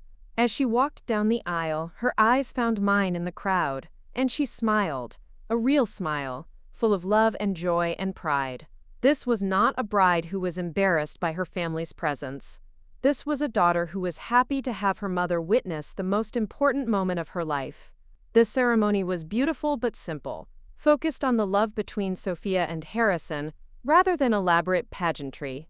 When they exchanged vows, Harrison spoke about how much he admired Sophia's strength and determination, qualities he said she had inherited from her remarkable mother. When the minister pronounced them husband and wife, the joy on both their faces was unmistakable. As they kissed and turned to face their guests as a married couple, I felt a sense of completion that I hadn't experienced since Sophia was a child. The reception was held in a tent on the lawn, elegantly decorated but not ostentatious.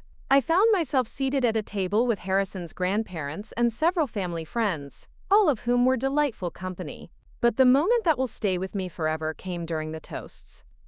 Harrison stood up to thank their guests and family, and he said something that took my breath away. Before I thank everyone for being here today, I want to take a moment to acknowledge someone very special, he said, looking directly at me. Sophia's mother, Elena, who is here with us today after traveling from the Philippines to celebrate this occasion.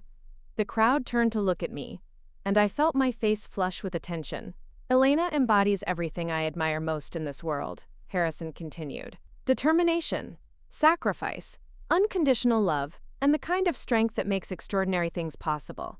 She worked multiple jobs for years to give Sophia the education and opportunities that led her to Harvard, and ultimately led her to me. People began to applaud, and I felt tears streaming down my face. Without Elena's sacrifices and support, I never would have met the love of my life, Harrison said. Sophia is the remarkable woman she is today because she was raised by a remarkable woman. Elena, thank you for giving me the greatest gift imaginable, your daughter's heart. Welcome to our family. The applause was thunderous, and several people stood up, turning the acknowledgement into a standing ovation. I sat there crying, overwhelmed by the public recognition and appreciation for everything I had done for Sophia. When Harrison sat down, Sophia stood up for her own toast. I want to echo what Harrison just said about my mother, she began, her voice strong and clear. But I also want to add something that I should have said years ago.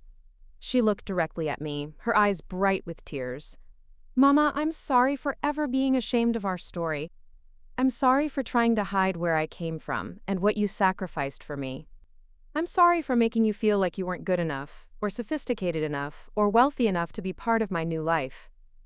The tent was completely silent, everyone hanging on her words. The truth is, you're the most sophisticated person I know, because you understand what really matters in life. You're the wealthiest person I know, because you're rich in love and generosity and integrity. You're more than good enough to be part of any life I build. You're the foundation that makes everything else possible. She raised her glass. To Elena Vasquez, the strongest woman I know, the best mother anyone could ask for, and my hero. The crowd rose in another standing ovation, and this time the applause seemed to go on forever. I sat there sobbing, overwhelmed by my daughter's public declaration of love and pride. Later, as the dancing began, Harrison came to ask me for a dance. Elena, would you do me the honor? He said, extending his hand. As we danced, he said, I want you to know that what happened today, Sophia's speech, the way everyone responded to your story, that's going to change things for both of you. What do you mean? I mean that Sophia has been carrying shame about her background for years, even after she realized she didn't need to. Tonight, she publicly claimed her story and celebrated the woman who made it possible. That's going to free her to be authentically herself in ways she hasn't been before. And what about me? You've spent years being treated like something to be hidden or ashamed of. Tonight you were celebrated by a room full of people who understand that character matters more than circumstances. You're never going to have to feel less than again, because you've seen how people of genuine class and character respond to genuine class and character. As the evening continued, I found myself in conversation after conversation with people who wanted to know more about my business, my experiences, my perspective on various topics. I wasn't being patronized or tolerated. I was being genuinely engaged with as an interesting and accomplished person. Margaret came up to me as the evening was winding down. "Elena, I hope this won't be the last time we see you. You're family now and family visits regularly." "I would love that," I replied. "We're planning a trip to Asia next year for our anniversary. Would you be willing to show us around Manila? We'd love to see your business and learn more about Filipino culture." "I would be honored to host you." "Wonderful. And I hope you'll consider coming to visit us in Boston as well. We have a guest room that's perfect for extended stays." As Sophia and Harrison left for their honeymoon, Sophia hugged me one more time. "This was the perfect wedding," she said. "Everything I dreamed it would be."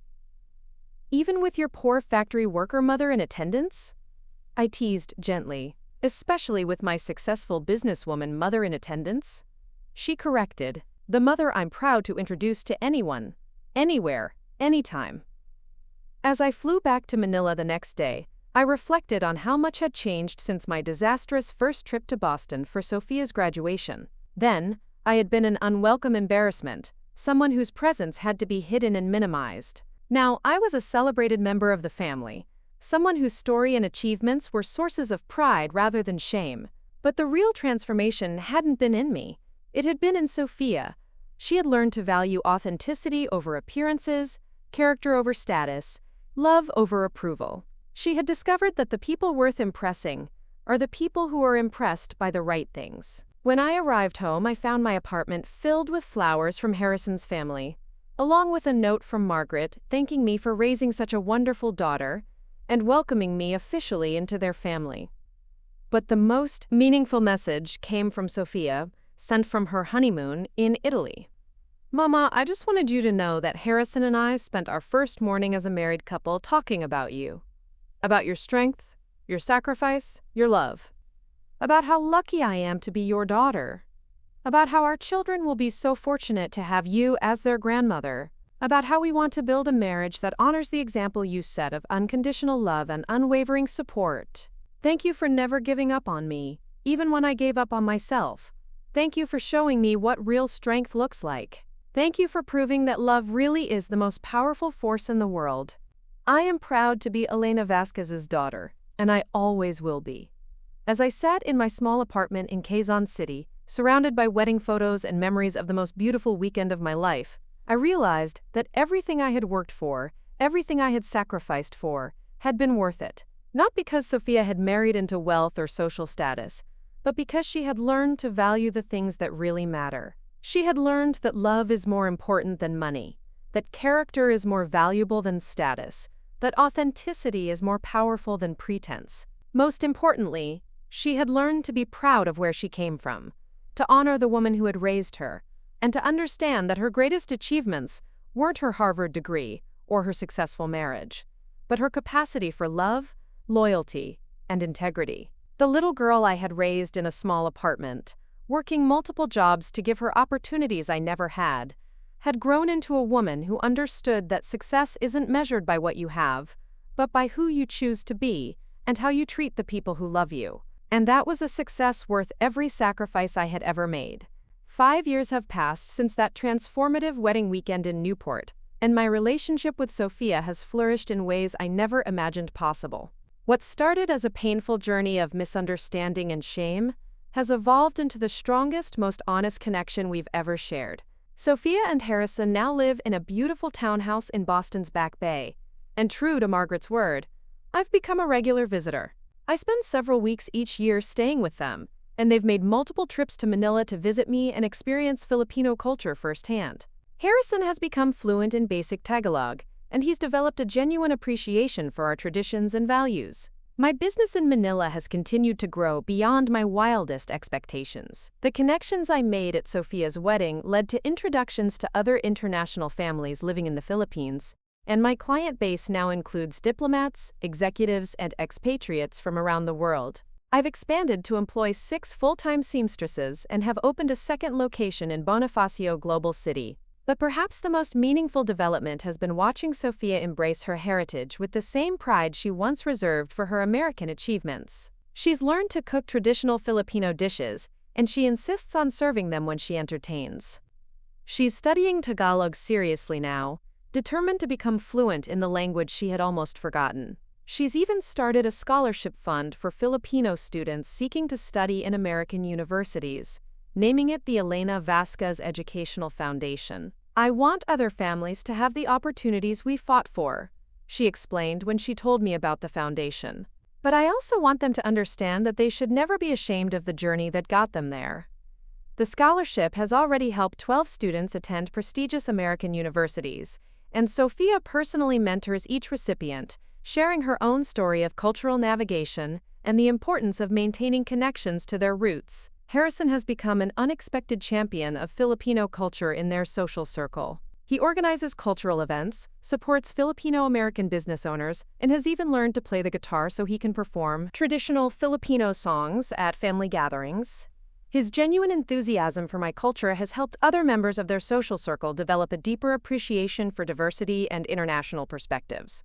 Harrison is more Filipino than some Filipinos I know. Maria jokes whenever she visits and sees how enthusiastically he participates in our traditions. The relationship between Margaret and me has also deepened into genuine friendship. She visits Manila every year now, and we spend hours discussing business, family, and life philosophy. She's become one of my closest confidants, and her perspective as someone who has navigated wealthy social circles for decades has been invaluable as I've expanded my own social and business networks. "You know what I admire most about you, Elena?" she said during her last visit. "You never tried to become someone else to fit into our world. You just became more yourself, and that made everyone around you better." But the most profound change has been in Sophia herself. The insecurity and shame that once defined her relationship with her background have been replaced by genuine confidence and pride.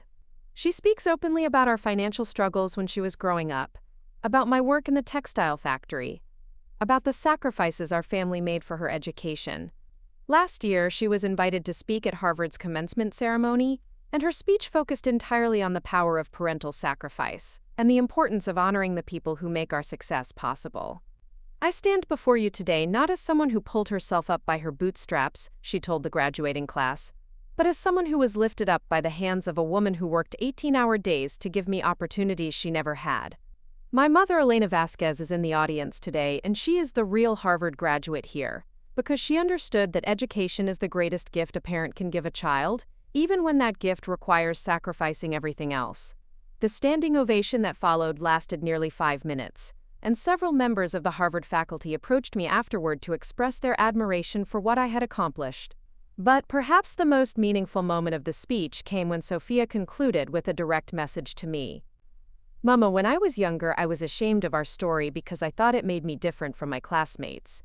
Now I understand that our story didn't make me different. It made me better. It gave me resilience, determination, and an appreciation for opportunities that money can't buy.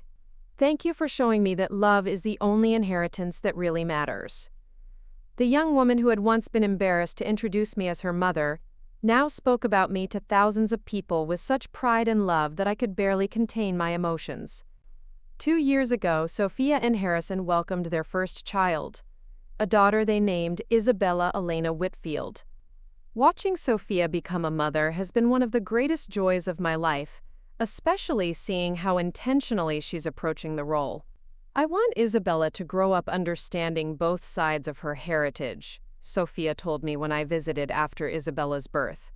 "I want her to know about Lola Elena's struggles and sacrifices, but I also want her to know about the Whitfield family's journey from coal mining to business success. I want her to understand that every family has a story of overcoming challenges, and that those stories should be sources of pride, not shame." Isabella is now 2 years old, and she's already showing signs of the intelligence and determination that run in both sides of her family. When I visit, she calls me Lola and insists on helping me in the kitchen, just as Sophia used to do when she was small. She's going to grow up bilingual, Sophia says proudly. We're raising her to speak English, Tagalog, and eventually Spanish. Harrison and I want her to be comfortable in multiple cultures and to see diversity as strength rather than something to overcome. Watching Harrison interact with Isabella is particularly touching. He sings her Filipino lullabies, tells her stories about her Lola Elena's adventures, and teaches her words in Tagalog. He's determined that Isabella will grow up proud of all aspects of her heritage. I want her to understand that her Lola Elena is a hero, he told me during my last visit. I want her to know that the most impressive thing about our family isn't the money or the big house. It's the woman who sacrificed everything for love. The transformation in our family dynamic has had ripple effects beyond just our immediate relationships. Sophia's friends have become genuinely interested in Filipino culture, and several of them have visited Manila with their own families. Harrison's business colleagues regularly ask about investment opportunities in the Philippines, and I've been able to connect several of them with legitimate business ventures. Even more meaningfully, Sophia's public embrace of her heritage has inspired other Filipino-American families in their social circle to be more open about their own stories. I've met several other mothers who had similar experiences of feeling excluded or judged by their children's new social circles, and seeing Sophia's transformation has given them hope for their own family relationships. You changed the conversation. One of these mothers told me at a Filipino-American community event in Boston. Before Sophia started talking openly about her background, my own daughter was ashamed to introduce me to her friends. Now she brings them to our house for dinner and teaches them about our culture. My own transformation during these years has been just as significant as Sophia's. The success of my business has given me financial security. I never thought possible, but more importantly, it's given me confidence in my own abilities and worth. I'm no longer the intimidated factory worker who felt out of place in elegant social settings. I'm a successful entrepreneur who can hold my own in any conversation. I've started traveling internationally for business, attending textile trade shows and visiting potential suppliers in other countries. I've given presentations at business conferences and been featured in articles about successful female entrepreneurs in the Philippines. My story has become an inspiration to other women who are trying to build businesses while supporting their families. But the recognition that means the most to me came last year when the Philippine American Chamber of Commerce honored me with their Outstanding Achievement Award for demonstrating excellence in business while maintaining strong family values and cultural connections. Elena Vasquez represents the best of both worlds, the presenter said. She has achieved remarkable success in the global marketplace while never forgetting her roots or compromising her values. She shows us that you don't have to choose between personal achievement and family loyalty. The award ceremony was attended by hundreds of Filipino-American business leaders, and Sophia flew in from Boston specifically to present the award to me. Standing on that stage, being honored by my peers, with my daughter beaming proudly in the audience, I felt like my life had come full circle. During her presentation speech, Sophia said something that captured the essence of our journey together. My mother taught me that success isn't about reaching a destination. It's about never forgetting the people who helped you along the way. She also taught me that love isn't something you outgrow or leave behind. It's something you carry forward and share with the next generation. As I look back on the painful period when Sophia was ashamed of our family, I can see now that it was a necessary part of her growth process.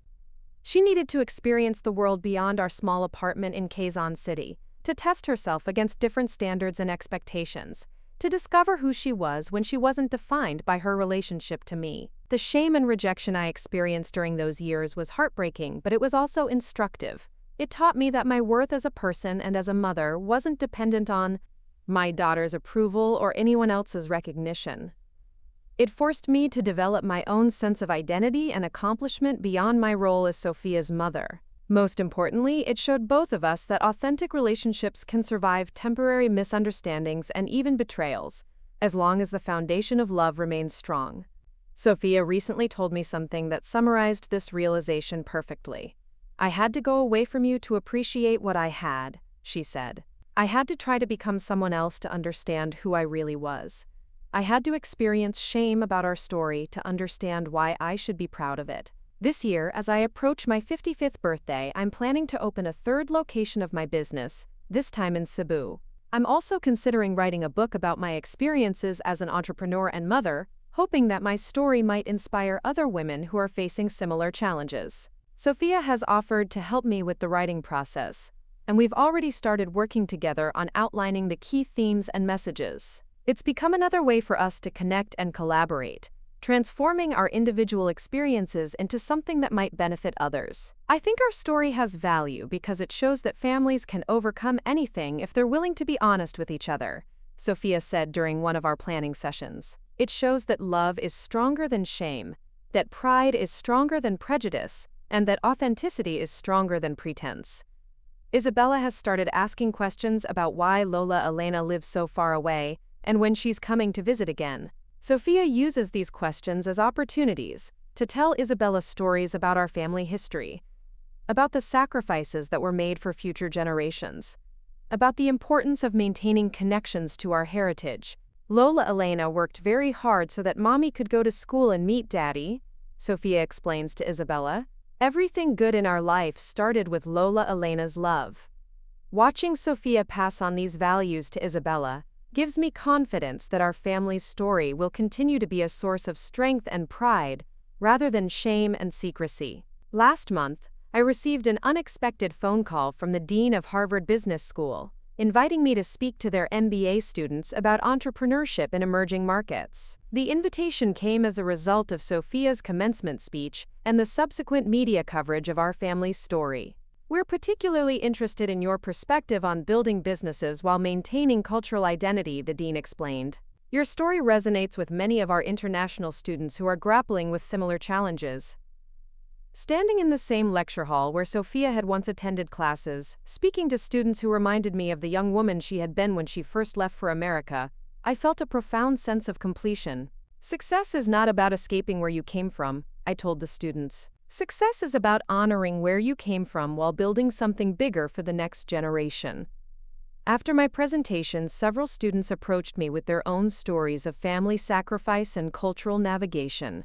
Many of them were struggling with the same issues Sophia had faced: how to succeed in American professional environments while maintaining connections to their heritage and families. My parents worked in restaurants for 20 years to pay for my education, one young man from Bangladesh told me. Sometimes I feel guilty about the opportunities I have now, like I'm betraying them by moving beyond their world.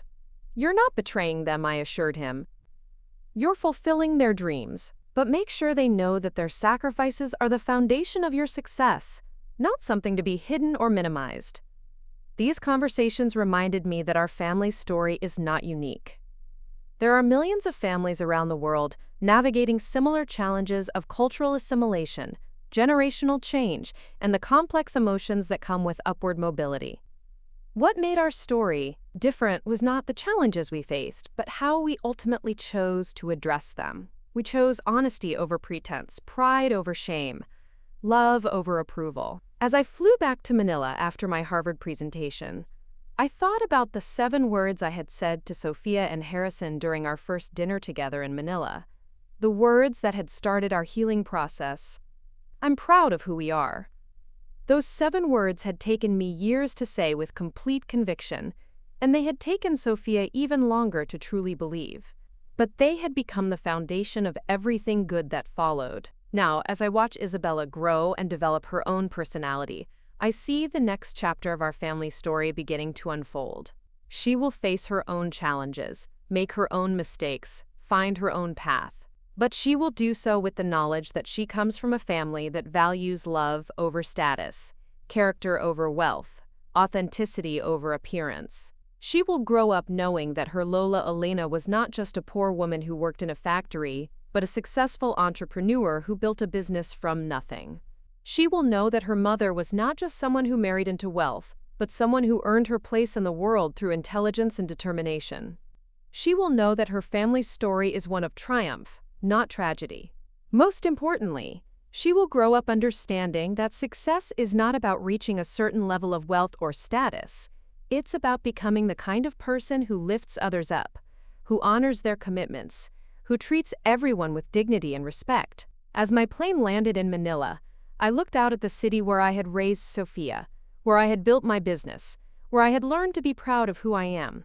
It looked different to me now, not like a place I was trying to escape from, but like a place I was proud to call home. My phone buzzed with a message from Sophia. "Thank you for showing all of us what real strength looks like. Isabella and I are lucky to have you as our role model." I smiled and typed back, "Thank you for coming back to who you really are. I'm proud of the woman you've become." And I meant every word. The daughter who had once been ashamed of me had grown into a woman who was proud to be my daughter. The young woman who had tried to hide our story had become someone who shared it as an inspiration to others. Our journey had been painful at times, filled with misunderstandings and hurt feelings. But it had also been transformative, teaching us both lessons about love, identity, and the true meaning of success. Now, as I prepare for the next chapter of my life, I do so with the knowledge that our family's story will continue to be a source of strength for future generations. Isabella will grow up knowing where she came from and being proud of it. She will understand that love is the greatest inheritance any family can pass down. And someday, when she faces her own challenges and questions about identity and belonging, she will remember the story of her Lola Elena and her mother Sophia, and she will understand that authenticity is always stronger than pretense, that love is always more powerful than shame, and that family is always worth fighting for. Up next, you've got 2 more standout stories right on your screen. If this one hit the mark, you won't want to pass these up. Just click and check them out.